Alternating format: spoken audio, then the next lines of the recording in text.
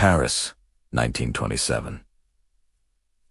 The smoky lights of the Cabaret Rouge paint the stage in a hazy glow. Here, a woman dances, her silk dress swirling like blood in motion. They call her Céleste Duval, the Crimson Swan of Paris.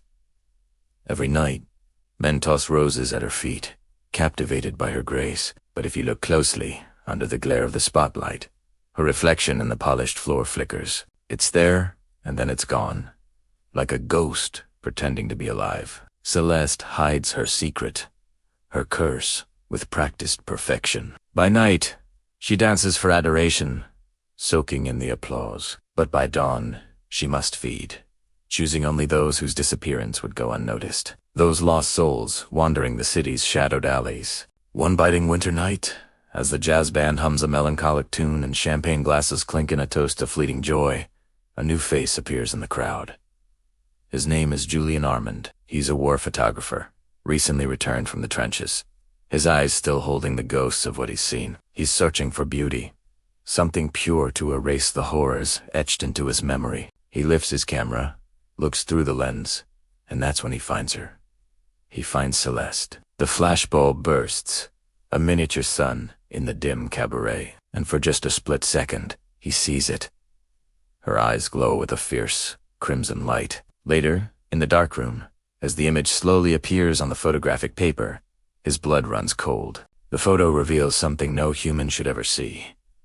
A dancer, impossibly beautiful, with veins as black as ink blooming like thorny vines just beneath her pale skin. Driven by a mix of fear and fascination, Julian waits for her after the show, finding her in the quiet backstage hallway. The scent of her perfume, a mix of roses and something metallic, hangs in the air. "Your beauty," he says, his voice low. It hides something darker, doesn't it?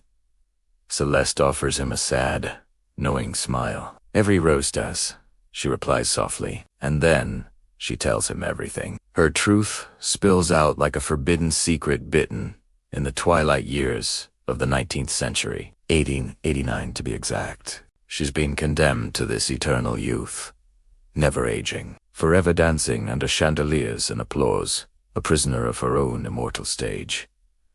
Any sane man would have run. He should have turned and never looked back. But Julian stayed. He was drawn to her, to the tragedy and the eternity in her eyes. They began to meet in secret, carving out their own little world in the hidden corners of Paris. They'd walk under the arches of the Pont Neuf, the dark waters of the Seine reflecting the city lights below. They'd share whispers in candlelit cafes, the warmth of the flame dancing on their faces. They'd spend hours in her velvet-draped room, a place where time itself seemed to pause, respecting their stolen moments. His photographs of her became his obsession, his private collection of a living legend. Each picture was more breathtaking than the last, capturing a vitality that felt almost supernatural. But none were ever published. None were ever shown to the world. They were too alive, too real, too forbidden. The images held a truth the world wasn't ready to see.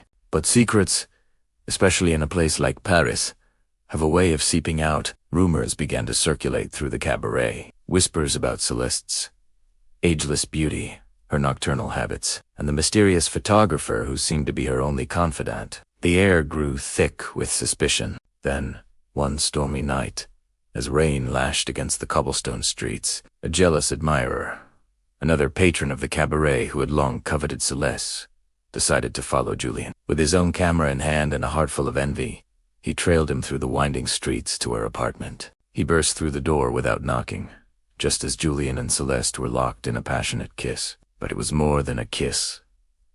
He saw it all. He saw her true nature, her fangs gently grazing Julian's neck. The flash went off, a blinding, cruel light.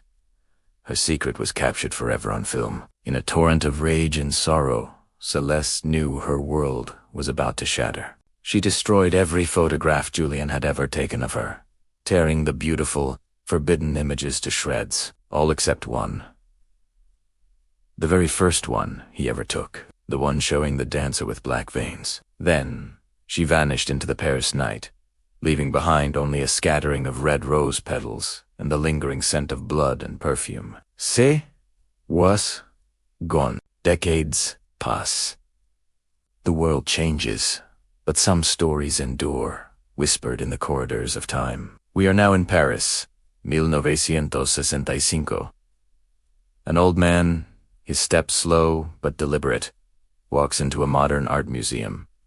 His hair is white, his face a map of memories. He stops before a single, framed photograph hanging on a pristine white wall. The placard reads, "The dancer with black veins." The man smiles faintly, a flicker of warmth in his tired eyes. "It's Julian." He leans in closer, his voice a barely audible whisper, meant only for her. "Still beautiful, ma belle morse.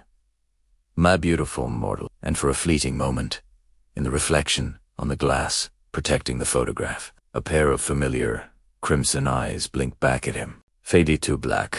Thank you for watching. If you enjoyed this story, don't forget to like, subscribe, and follow for more Tales from the Shadows.